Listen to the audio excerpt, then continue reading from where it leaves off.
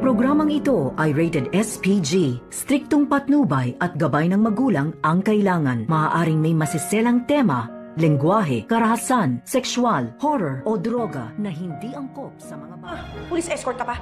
They need Zoe's fingerprints. What? Kaya sana talaga. Narito na nga aking mga karagdagang aabangan sa abot kamay na pangarap.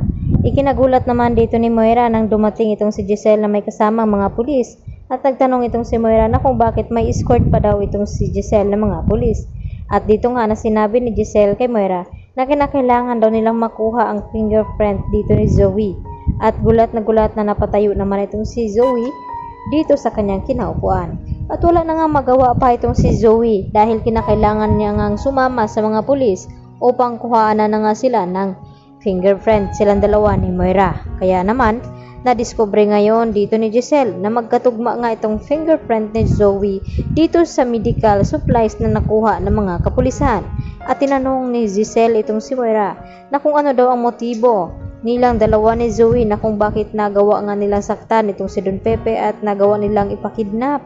At dito naman na sinabi ni Moira kay Giselle na tigilan na daw ang pag-aakusa sa kanila dahil wala daw silang kinalaman kahit may nakuha na nga silang ebidensya dito kina Zoe at Moira. At sinabi pa dito ni Moira kay Giselle na dapat ang pagtuunan daw ng pansin ngayon ni Giselle na nasa tabi siya ng kanyang ama at kung hindi ay baka mapahamak daw ito. At nagulat naman ito si Giselle nang biglang may tumawag sa kanya at ito na nga si Lynette.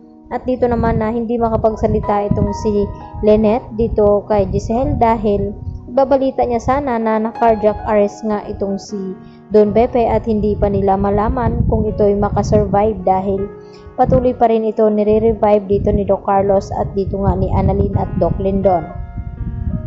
Samantala, bumili naman ng bulaklak itong si RJ dito nga sa kanyang dinaanan at nagulat nga ito na kung bakit may dumapo nga na itim na paru-paro dito nga sa kanyang balikat.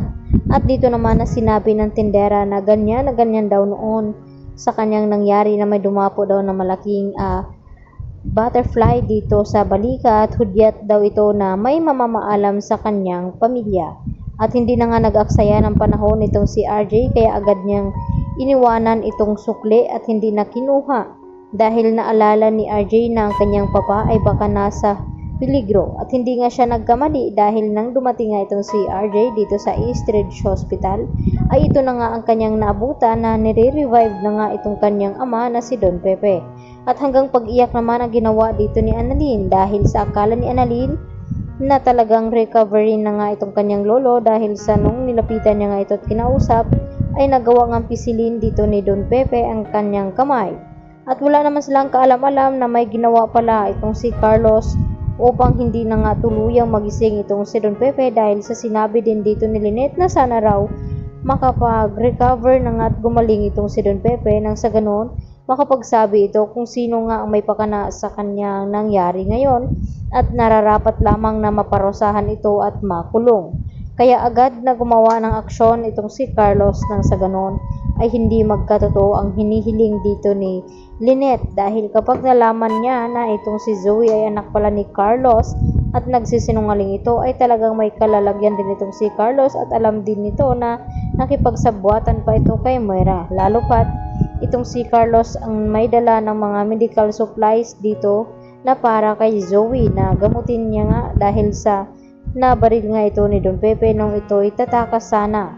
Kaya naman lumabas na nagka-match nga itong fingerprint ngayon ni Zoe dito sa mga nakuhang medical supplies. At wala na nga lusot itong si Zoe dahil may matibay na nga ebidensya itong mga pulis na pinapanghawakan nila ngayon laban dito kay na Moira at dito nga ni Zoe. At mariin naman na gusto mangyari dito ni Giselle na maparusahan itong mag-ina na sina Zoe at itong si Moira dahil sa kanilang ginawa dito nga kay Don Pepe. Kaya naman ang ating patuloy na pakaabangan bukas mga kapuso, dito lamang yan sa abot kamay na pangarap. At yan lang po at marami pong salamat sa inyong pananatiling panonood dito sa aking munting channel. Hanggang sa muli, maraming salamat. Bye-bye!